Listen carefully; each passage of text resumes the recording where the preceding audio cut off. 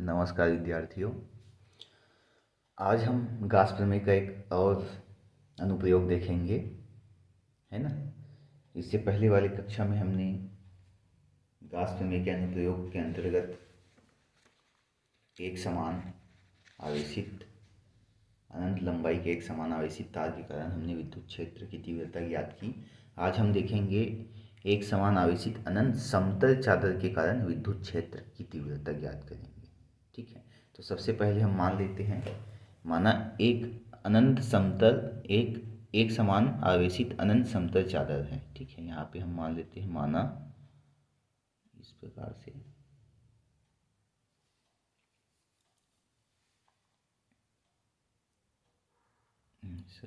ये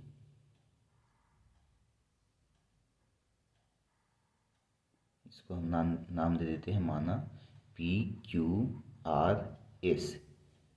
माना P Q R S एक समान आवेशित अनंत समतल चादर है जो कि प्लस क्यू आवेश से आवेशित है। ठीक है, और इसके पृष्ठ पर पृष्ठ आवेश घनत्व, इसके पृष्ठ आवेश घनत्व सिग्मा है। क्या है इसका पृष्ठ आवेश घनत्व, अर्थात प्रति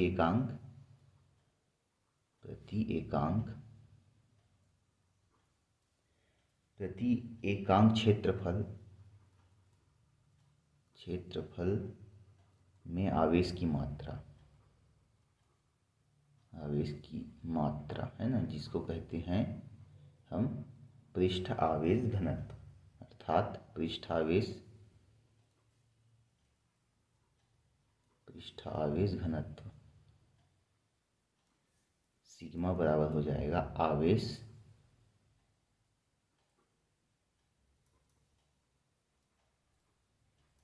बटा क्षेत्रफल। यही होता है पृष्ठ आवेश घनत्व। प्रति एकांक क्षेत्रफल में आवेश की मात्रा को हम कहते हैं पृष्ठ आवेश घनत्व। ठीक है, तो यहाँ पे हम मान लिए हैं, माना पी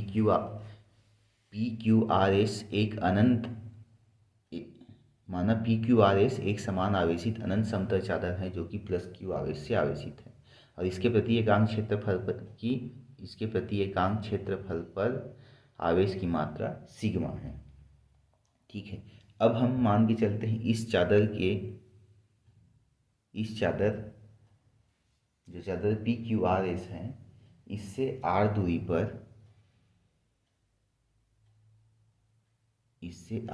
पर यहाँ पर एक बिंदु ले लेते हैं। पी तो ले लिए हैं, तो एक बिंदु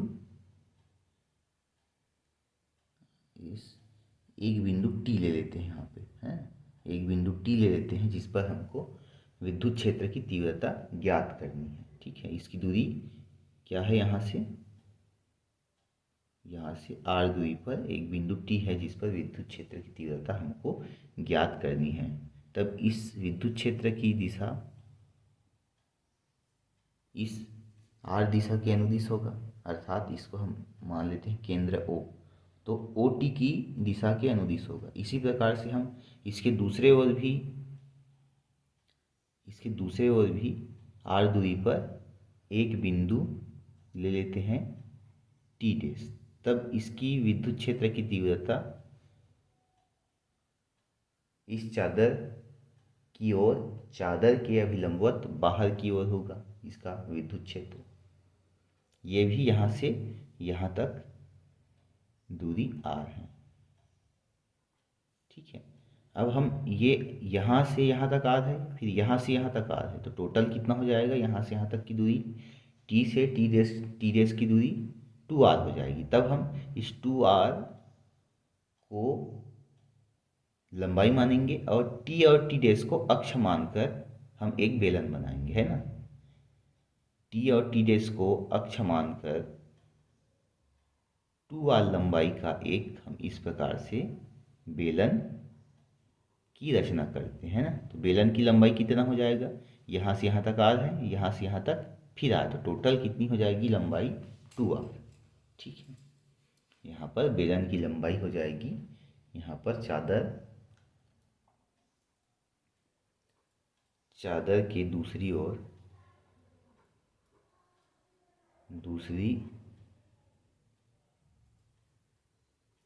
और भी, है ना, आर दूरी पर बिंदु हमने लिया है टी डैश, है ना, बिंदु टी डैश इस प्रकार हैं कि टी और टी डैश क्या हैं, चादर के लंबवत हैं, है ना, चादर के लंबवत हैं, चादर के लंबवत हैं। तब यहाँ पर फिर हो जाएगा बेलन में ये इसका वृत्तीय पृष्ठ और ये इसका ये वाला वक्री पृष्ठ। ठीक है, तो यहाँ पे फिर ले लेते हैं अपन जैसा उस समय लिए थे S1 और ये आपका S2। ये क्या है, यहाँ पे लिख देता हूँ S1 व S2 क्या है आपका वृत्तीय पृष्ठ, और ये जो है S3 वक्री पृष्ठ, है ना। सममिति से अर्थात इस चित्र से हम देख सकते हैं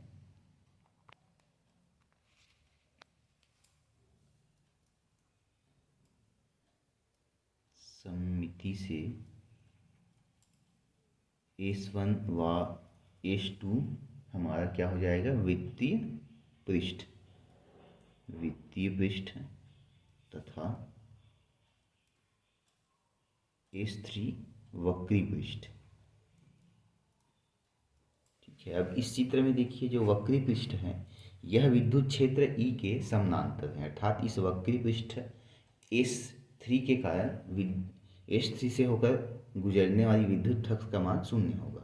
ठीक है, और यहाँ पर वृत्तीय पृष्ठ S1 और S2 हैं वृत्तीय पृष्ठ, इससे गुजरने वाली विद्युत क्षेत्र की तीव्रता हम ज्ञात करेंगे क्योंकि यह वृत्तीय पृष्ठ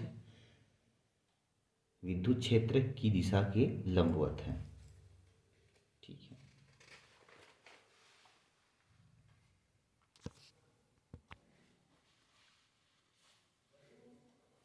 तो यहाँ से हम देखते हैं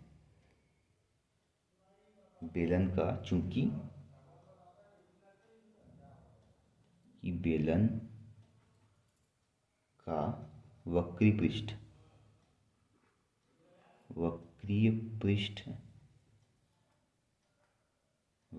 क्या माने थे यहाँ पे S3, है ना, वक्री पृष्ठ S3 विद्युत क्षेत्र E के समानांतर है, अतः उससे होकर गुजरने वाली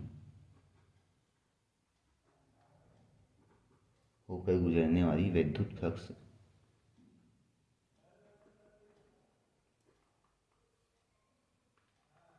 क्या हो जाएगा 0 हो जाएगा, है ना, 0 होगा। अर्थात फाई विद्युत फ्लक्स है और कौन से पृष्ठ है, वक्री पृष्ठ S3 से होकर गुजरने वाली संपूर्ण विद्युत फ्लक्स, है ना। E डॉट ds होता है इसका फार्मूला, यदि उस पृष्ठ का क्षेत्रफल S3 है, ये S3 ले लेते हैं उस संपूर्ण पृष्ठ के लिए, तो यहाँ पे हो जाएगा E, ये वेक्टर हट जाएगा E डॉट S3 और यहाँ पे आ जाएगा cos 0। ठीक है, क्योंकि वक्री पृष्ठ S और विद्युत क्षेत्र दोनों समानांतर, इसलिए यहाँ पे 0 अंश हो जाएगा, cos 0, cos 0 का मान होता है 1, 90 अंश होगा, समानांतर है तो। ठीक है, यहाँ पे ये आपका ये वक्री पृष्ठ है, ये इसका विद्युत क्षेत्र। ठीक है, तो ये वक्री पृष्ठ क्या है, इसके समानांतर है, तो यहाँ पर cos 0 का मान हो जाएगा, cos का मान हो जाएगा 90 डिग्री। ठीक है, तो cos 90 अंश का मान हो जाता है 0, तो फाई E S3, है ना, वक्री पृष्ठ S3 से होकर गुजरने वाली संपूर्ण विद्युत फ्लक्स 0 है। इसी प्रकार से हम चित्र में देखे थे बेलन के वृत्तीय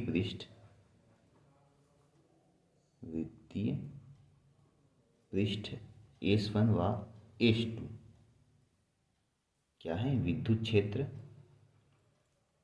के लंबवत हैं। अतः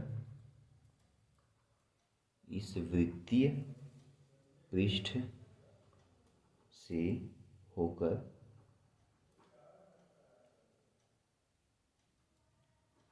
गुजरने वाला कुल विद्युत फ्लक्स क्या हो जाएगा, यहाँ पे कुल विद्युत फ्लक्स फाई ई S1 व S2 के कारण। तो ये फाई ई S1 के कारण होगा विद्युत flux plus phi E S2 के कारण। तो यहाँ पे S1 के कारण इसके लिए है ना, और इसके ये वृत्तीय पृष्ठ है S1, ये वाला ये वृत्तीय पृष्ठ है S1 और दूसरा वृत्तीय पृष्ठ है S2, दोनों का क्षेत्रफल समान है ना। माना यहाँ पे लिख देते हैं, यहीं पे माना वृत्तीय पृष्ठ माना इस वृत्तीय पृष्ठ है ना S1 और S2 का क्षेत्रफल A है, ठीक है। तब यहाँ पर हम लिख सकते हैं फाई ई विद्युत क्षेत्र E और क्या हो जाएगा, विद्युत क्षेत्र E डॉट क्षेत्रफल A, ठीक है। और यहाँ पे ये भी वेक्टर हो जाएगा सदिशों का अदिश गुणनफल, ठीक है। यहाँ भी हो जाएगा E डॉट A,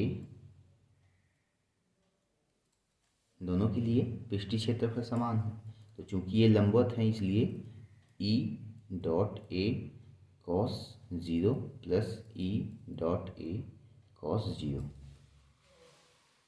ठीक है। तो वृत्तीय पृष्ठ से होकर गुजरने वाला विद्युत फ्लक्स का मान हो जाएगा आपका यहाँ पे E dot A plus E dot A, तो टोटल हो जाएगा यहाँ पे 2EA। अतः हम इसको जोड़ देंगे अब। अतः इस प्रकार की जो बेलनाकार हमारे पास पृष्ठ प्राप्त हुआ है वो गासी पृष्ठ की तरह व्यवहार करेगा, ठीक है। तो इस बेलनाकार गासी पृष्ठ से होकर गुजरने वाली संपूर्ण विद्युत फ्लक्स अतः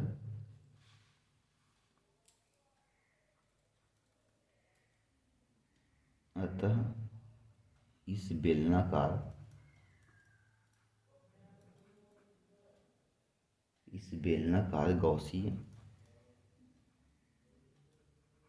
गॉसी पृष्ठ से गुजरने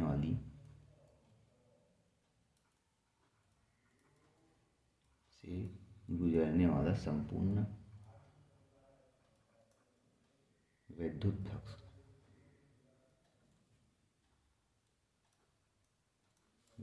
फ्लक्स फाई ई बराबर इस पृष्ठ के कारण है ना, पृष्ठ S3 के कारण विद्युत फ्लक्स है ना, वक्री पृष्ठ के कारण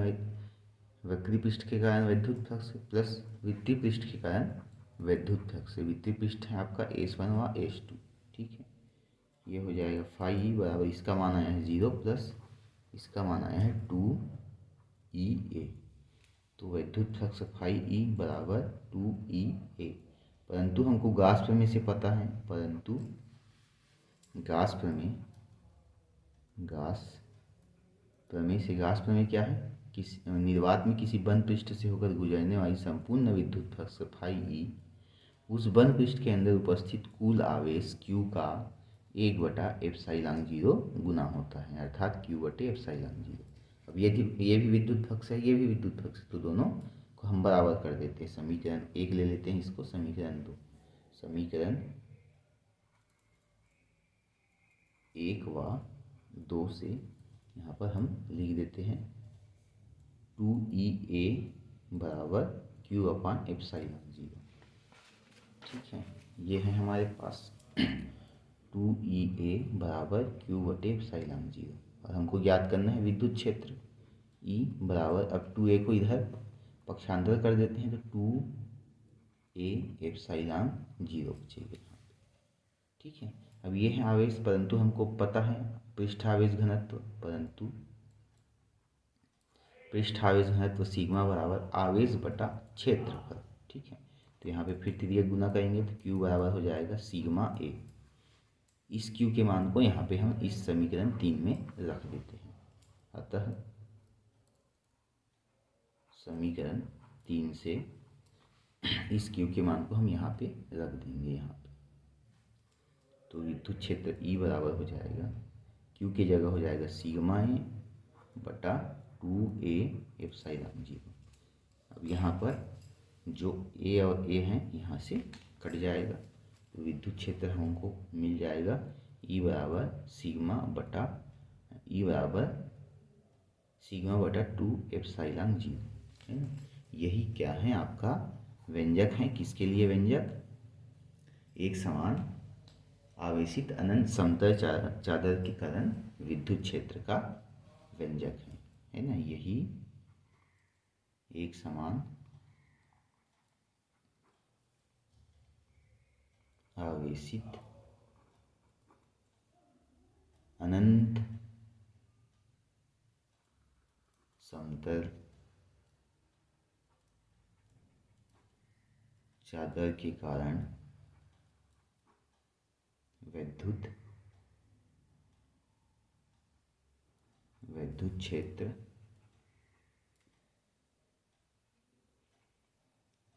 क्षेत्र की तीव्रता, या फिर सामान्य रूप से विद्युत क्षेत्र ही लिख देते हैं, विद्युत क्षेत्र की तीव्रता का व्यंजक है।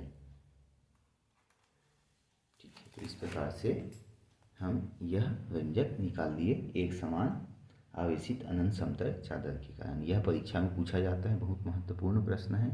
गाउस प्रमेय के हमने 2 अनुप्रयोग देखे। ठीक है,